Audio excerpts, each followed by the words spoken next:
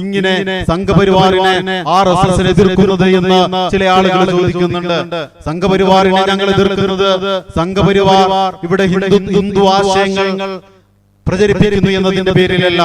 അങ്ങനെ ഹിന്ദു മതത്തിന്റെ ആശയങ്ങളല്ല ഇവിടെ സംഘപരിവാർ പ്രചരിപ്പിക്കുന്നത് എന്ന് നമുക്കറിയാം. ഹിന്ദുമത വിശ്വാസത്തിന്റെ നവോത്ഥാനത്തിന് വേണ്ടി പ്രവർത്തിക്കുന്ന, ഹിന്ദുമത വിശ്വാസത്തിന്റെ പ്രചാരണത്തിന് വേണ്ടി പ്രവർത്തിക്കുന്ന ഒരുപാട് സംഘടനകൾ ഇന്ത്യയിൽ അങ്ങോളം ഇങ്ങോളം പ്രവർത്തിക്കുന്നുണ്ട്. പക്ഷേ RSS പ്രവർത്തിക്കുന്നത് അവർക്ക് അധികാരത്തിലേറുന്നതിന് വേണ്ടി മാത്രമുള്ള, അവർക്ക് സവർണ മേധാവിത്വം അരക്കിട്ടുറപ്പിക്കുന്നതിന് വേണ്ടി മാത്രമുള്ള ഒരു സംവിധാനം എന്നുള്ള നിലക്കാണ് അവർ ഹിന്ദുമതം ഉപയോഗിക്കുന്നത് എന്ന് 925 മുതലുള്ള RSSന്റെ പ്രവർത്തനം നോക്കിയാൽ നമുക്ക് മനസ്സിലാക്കാൻ സാധിക്കും. ഇന്ത്യ രാജ്യത്തെ ഒരു ഹിന്ദു രാഷ്ട്രമാക്കി മാറ്റണം എന്നതിന് വേണ്ടിയാണ് RSS പ്രവർത്തിച്ചിരുന്നത് എന്ന് നമുക്കറിയാം.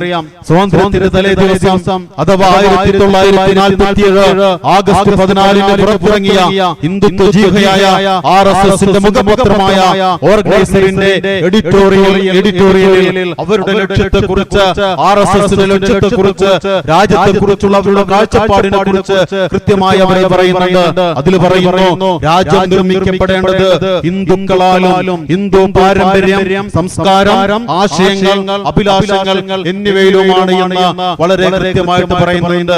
947 യഥാർത്ഥത്തിൽ നിലവിൽ വന്നത് ഒരു മതേതര സ്വതന്ത്ര റിപ്പബ്ലിക് ആയിരുന്നു എന്ന് നമുക്കറിയാം. പക്ഷേ അങ്ങനെ RSS വിചാരിച്ചതുപോലെയുള്ള, അവർ ആഗ്രഹിച്ചതുപോലെയുള്ള ഒരു രാഷ്ട്രമല്ല 947 നിലവിൽ വന്നു എന്നുള്ളത് കൊണ്ട് ഈ സ്വതന്ത്ര രാഷ്ട്രത്തിൽ സ്വൈലായും ഇവിടെ പരാതന്ത്രമാണുള്ളത് എന്നും ഒരു അഭിമുഖത്തിൽ RSSന്റെ നേതാവ് മാധവ സദാശിവ ഗോൾവാൾക്കർ പറഞ്ഞത് ഇന്നും ചരിത്രത്തിൽ രേഖപ്പെട്ട് കിടക്കുന്നത് നമുക്ക് കാണാൻ സാധിക്കും. ഇന്ത്യയിൽ ഒരു മതമൈത്രിക്ക് വേണ്ടി നിലപാടെടുത്തിരുന്ന RSS മുന്നോട്ട് വെക്കുന്ന ഹിന്ദുത്വ രാഷ്ട്രത്തിനെതിരായി ആദ്യമായി അതിന് വിലങ്ങുതടിയായി നിൽക്കുന്നത് ഇന്ത്യയിലെ കോടിക്കണക്കിന് ജനങ്ങൾ അവരുടെ ഹൃദയത്തിലെ കണ്ണിലെ കൃഷ്ണമണി പോലെ കാത്തു സൂക്ഷിച്ചിരുന്ന, സ്നേഹിച്ചിരുന്ന, ബഹുമാനിച്ചിരുന്ന മഹാത്മാഗാന്ധിജിയാണ് RSS മുന്നോട്ട് വെക്കുന്ന ഹിന്ദുത്വ രാഷ്ട്രീയത്തിന് തടസ്സമെന്ന് അവർക്കറിയാവുന്നത് കൊണ്ട് ഈ ഇന്ത്യ രാജ്യത്തെ, ഇന്ത്യയിലെ മുസ്ലിങ്ങളും ക്രിസ്ത്യാനികളും മതമുള്ളവനും മതമില്ലാത്തവനും പാഴ്സിയും സിഖുകാരുമൊക്കെ തോളോട് തോൾ ചേർന്നുകൊണ്ട് ധീരമായി പോരാടി നേടിയ ഇന്ത്യ രാജ്യത്തിന്റെ സ്വാതന്ത്ര്യം വർഷങ്ങളോളം, നൂറ്റാണ്ടുകളോളം വൈദേശികാധിപത്യത്തിന് കീഴിൽ നിലനിന്നിരുന്ന ഇന്ത്യ രാജ്യത്തെ, ഈ രാജ്യത്തിന്റെ ഭാവി തലമുറയെങ്കിലും ഞങ്ങളുടെ മക്കളും പേരക്കുട്ടികളും ഒക്കെ സ്വാതന്ത്ര്യത്തിന്റെ വായു ശ്വസിച്ചുകൊണ്ട് ഒരു പരമാധികാര റിപ്പബ്ലിക്കിലാണ് ജനിക്കേണ്ടത്, അവിടെയാണ് അവർ വളരേണ്ടത് എന്ന് കരുതിക്കൊണ്ട് സ്വന്തം ജീവനും ജീവിതവും പരിഗണിക്കാതെ സ്വാതന്ത്ര്യ സമരത്തിന്റെ തീച്ചൂളയിലേക്ക് എടുത്തു ചാടിയിട്ടുള്ള എണ്ണമറ്റ രക്തസാക്ഷികളുണ്ട്. എണ്ണിയാലൊടുങ്ങാത്ത സ്വാതന്ത്ര്യ സമര പോരാട്ടങ്ങളിലൂടെ എണ്ണമറ്റ രക്തസാക്ഷികൾ അവരുടെ ജീവനും ജീവിതവും ബലി നൽകിയിട്ടാണ്, അവരുടെ കുടുംബങ്ങളെ അനാഥമാക്കിയിട്ടാണ്, അവരുടെ മക്കളെ അനാഥരാക്കിയിട്ടാണ്, അവരുടെ ഭാര്യമാരെ വിധവകളാക്കിയിട്ടാണ് ഇന്ത്യ രാജ്യത്തിന് സ്വാതന്ത്ര്യം കിട്ടിയിട്ടുള്ളത്. ആ സ്വാതന്ത്ര്യ സമര പോരാട്ടത്തിൽ പങ്കെടുക്കുമ്പോ മതം ഇന്ത്യയിലെ ഇന്ത്യൻ പൗരന്മാരുടെ ചർച്ചകളിൽ മതത്തിന്റെ സ്ഥാനമുണ്ടായിരുന്നില്ല. മതം നോക്കിയിട്ടോ ജാതി നോക്കിയിട്ടോ ജാതി പറഞ്ഞിട്ടോ അല്ല ഇന്ത്യയിലെ അതിശക്തമായ സ്വാതന്ത്ര്യ സമരം നടന്നത്. നമ്മളെല്ലാം ഇന്ത്യക്കാരാണ്, നമ്മുടെ രാജ്യത്തിന്റെ സ്വാതന്ത്ര്യം എന്നത് നമ്മുടെ അവകാശമാണ്. അതിനു വേണ്ടി പോരാടുക എന്നുള്ളത്, അതിനു വേണ്ടി പടനയിക്കുക എന്നുള്ളത്, അതിനു വേണ്ടി രക്തസാക്ഷിയാവുക എന്നുള്ളത് ധീരമായ ഒരു രാഷ്ട്രീയ പ്രവർത്തനമാണ് എന്ന് തിരിച്ചറിഞ്ഞതിന്റെ പേരിലാണ് ഇന്ത്യ രാജ്യത്തെ ലക്ഷക്കണക്കിന് ജനങ്ങൾ, കോടിക്കണക്കിന് ജനങ്ങൾ സ്വാതന്ത്ര്യ സമരത്തിലേക്ക് എടുത്തു ചാടിയിട്ടുള്ളത്. അങ്ങനെ അവരുടെ വിലമതിക്കാനാകാത്ത ജീവിതം പകരം നൽകിയിട്ടാണ്, ജീവിതം പകുത്തുകൊടുത്തിട്ടാണ് ഇന്ത്യ രാജ്യത്തിന് സ്വാതന്ത്ര്യം നേടി തന്നിട്ടുള്ളത്. ആ രാജ്യം സ്വാതന്ത്ര്യത്തിന് ശേഷം ഇങ്ങനെ ആയിരിക്കണമെന്നതിനെ കുറിച്ച് എന്ത് നിലപാടാണ് രാജ്യത്തിന് ഉണ്ടാകേണ്ടത് എന്നതിനെ കുറിച്ച് ആ സ്വാതന്ത്ര്യ സമരത്തിന് നേതൃത്വം കൊടുത്തിരുന്നവർക്ക്, അതിൽ പങ്കാളികളായിരുന്നവർക്ക്, അതിൽ പോരാടിയിരുന്നവർക്ക് കൃത്യമായ കാഴ്ചപ്പാടുണ്ടായിരുന്നു. അങ്ങനെയാണ് ഇന്ത്യ രാജ്യം ഒരു സ്വതന്ത്ര മതേതര റിപ്പബ്ലിക്കായിട്ട് പ്രഖ്യാപിക്കപ്പെട്ടിട്ടുള്ളത്. പക്ഷേ അങ്ങനെ RSS സ്വപ്നം കണ്ടതുപോലെ, അവർ ആഗ്രഹിച്ചിരുന്നത് പോലെ, അവർ പ്രതീക്ഷിച്ചിരുന്നത് പോലെ ഇന്ത്യൻ ജനസംഖ്യയുടെ ന്യൂനപക്ഷ ബ്രാഹ്മണ സമൂഹത്തിന് ആധിപത്യമുള്ള ഒരു ഹിന്ദുത്വ സർക്കാരിന് വേണ്ടിയുള്ള അവരുടെ ആഗ്രഹങ്ങളെ തല്ലിക്കെടുത്തിക്കൊണ്ട്, അവരുടെ പ്രതീക്ഷകളെ കടലിലേക്ക് എറിഞ്ഞുകൊണ്ടാണ് ഭാരതന്മാരായ ഇന്ത്യയുടെ ദേശീയ നേതാക്കൾ ഈ രാജ്യത്തെ ഒരു മതേതര റിപ്പബ്ലിക്കായിട്ട് പ്രഖ്യാപിച്ചത്. ആ മതേതര രാജ്യത്ത്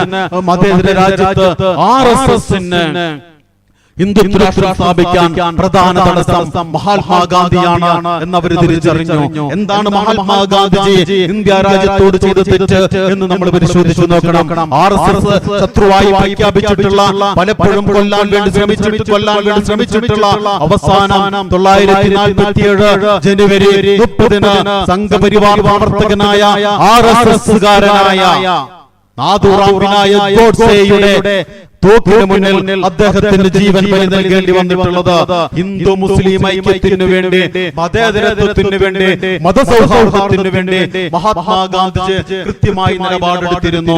അങ്ങനെ മതസൗഹാർദ്ദം എന്നുള്ളത് വെറുപ്പിന്റെ പ്രത്യയശാസ്ത്രം പേറുന്ന സംഘപരിവാറിന് ആലോചിക്കാൻ കഴിയുന്ന ഒന്നല്ല, അവർക്ക് പ്രതീക്ഷിക്കാൻ കഴിയുന്ന ഒന്നല്ല. വെറുപ്പിന്റെ, വിദ്വേഷത്തിന്റെ, തൊട്ടുകൂടായ്മയുടെ, ജാതീയതയുടെ, അസമത്വത്തിന്റെ ഭൂമികയിലാണ് അവർക്ക് വളരാൻ സാധിക്കുക.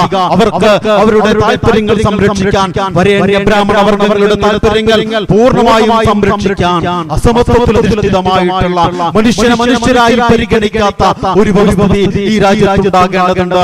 അതിന് മഹാത്മാഗാന്ധി തടസ്സമായിരുന്നു. എല്ലാവരെയും പരിഗണിക്കുന്ന, മതങ്ങൾക്ക് തുല്യമായി പരിഗണന കൊടുക്കണമെന്ന് ആവശ്യപ്പെടുന്ന, ഹിന്ദു മുസ്ലിം മതസൗഹാർദ്ദം, ഹിന്ദു ക്രിസ്ത്യൻ മുസ്ലിം മതസൗഹാർദ്ദം നിലനിന്ന് കാണാൻ ആഗ്രഹിക്കുന്ന ഇന്ത്യയിലെ ജനങ്ങൾ സഹോദരന്മാരെ പോലെ ജീവിക്കണമെന്ന് ആഗ്രഹിച്ചിരുന്ന ഒരു സാധാരണക്കാരനായ, ഒരു നിഷ്കളങ്കനായ ഒരു ഫക്കീറായിരുന്നു മഹാത്മാഗാന്ധിജി എന്ന് നമുക്കറിയാം. ആ മഹാത്മാഗാന്ധിജിയെ വെടിവെച്ചു കൊണ്ടുകൊണ്ട് ഇന്ത്യ രാജ്യത്ത് RSS നടത്തിയിട്ടുള്ള ഭീകര പ്രവർത്തനങ്ങൾ, ആ ഭീകര പ്രവർത്തനങ്ങളെ ചെറുക്കാൻ ഇന്ത്യയിലെ മതേതര പ്രസ്ഥാനങ്ങൾക്ക് സാധിക്കാതെ പോയത് കൊണ്ടാണ് സ്വന്തം രാജ്യത്തിനോടുള്ള കൂറിനേക്കാൾ ഉള്ളിന്റെ ഉള്ളിൽ നുരപൊന്തുന്നത് ജാതിയോടുള്ള കൂറായിരുന്നു എന്നതുകൊണ്ടാണ് സംഘപരിവാറിനെതിരായിട്ട് രംഗത്ത് വരാൻ ഇന്ത്യയിലെ മതനിരപേക്ഷ കക്ഷികൾക്ക് സാധിക്കാതിരുന്നത് എന്നതുകൂടി നമ്മൾ ഓർക്കേണ്ടതുണ്ട്. അത്തരം പാർട്ടികളിലുള്ള, മതേതര പാർട്ടികളിലുള്ള ഒറ്റപ്പെട്ട ചില വ്യക്തികൾ സംഘപരിവാറിനെതിരായി കൃത്യമായി നിലപാടെടുത്തിട്ടുണ്ട് എങ്കിലും ആ ഒരു പാർട്ടിക്ക് അങ്ങനെ ഒരു നിലപാട്, ഒരു പാർട്ടിയുടെ നിലപാടായി സംഘപരിവാറിന്റെ വംശീയ വിദ്വേഷത്തെ ചോദ്യം ചെയ്യാൻ, അവരുടെ ഹിംസാത്മകതയെ ചോദ്യം ചെയ്യാൻ, അവരുടെ ജനാധിപത്യ വിരുദ്ധതയെ ചോദ്യം ചെയ്യാൻ ഇന്ത്യയിലെ സാമ്പ്രദായിക രാഷ്ട്രീയ പ്രസ്ഥാനങ്ങൾ തയ്യാറായിട്ടില്ല. അന്നും തയ്യാറായിട്ടില്ല, ഇന്നും തയ്യാറായിട്ടില്ല എന്ന് നമുക്കറിയാം. അതിനുശേഷം ഒരുപാട് ആളുകളെ ഇന്ത്യ രാജ്യത്ത് ഈ സംഘപരിവാറിന്റെ, RSSന്റെ ഈ ആക്രമണതയെ, ഈ ഭീകരതയെ ചോദ്യം ചെയ്തതിന്റെ പേരിൽ, അവരുടെ മാനവിക വിരുദ്ധതയെ ചോദ്യം ചെയ്തതിന്റെ പേരിൽ, അവരുടെ മനുഷ്യത്വ വിരുദ്ധതയെ ചോദ്യം ചെയ്തതിന്റെ പേരിൽ ഒരുപാട് ആളുകൾക്ക് ജീവൻ ബലി നൽകേണ്ടി വന്നിട്ടുണ്ട്. ഗോവിന്ദ് ബൻസാരയ്ക്ക് അങ്ങനെയാണ് ജീവൻ നഷ്ടപ്പെട്ടിട്ടുള്ളത്. സംഘപരിവാറിനെ എതിർത്തതിന്റെ പേരിലാണ് കൽബുർഗിക്ക് ജീവൻ നഷ്ടപ്പെട്ടിട്ടുള്ളത്. സംഘപരിവാറിന്റെ ഹിംസാത്മക ഹിന്ദുത്വ പ്രത്യയശാസ്ത്രത്തെ നഖശിഖാന്തം എതിർത്തതുകൊണ്ട് അത് മാനവിക വിരുദ്ധമാണ്, അത് മനുഷ്യത്വ വിരുദ്ധമാണ് എന്ന് അർത്ഥശങ്കയ്ക്കിടയില്ലാത്ത വിധം ജനങ്ങളെ ബോധ്യപ്പെടുത്തിയതിന്റെ പേരിലാണ് ഗൗരി ലങ്കേഷിന് ജീവൻ നൽകേണ്ടി വന്നിട്ടുള്ളത്. അങ്ങനെ ഇന്ത്യയിൽ ഹിന്ദു മുസ്ലിം മതമൈത്രിക്ക് വേണ്ടി, മതസൗഹാർദ്ദത്തിനു വേണ്ടി നിലകൊണ്ടിട്ടുള്ള പ്രമുഖരായ ആളുകളെ, എഴുത്തുകാരെ, അക്കാദമിസ്റ്റുകളെ, ആക്ടിവിസ്റ്റുകളെ തെരഞ്ഞെടുപ്പിച്ച് വകവരുത്തിയത് ഇന്ത്യയിലെ സംഘപരിവാറാണ്. സംഘപരിവാർ പാർട്ടി ശാസ്ത്രത്തെ നെഞ്ചിലേറ്റിയവരാണ് എന്ന് നമുക്ക്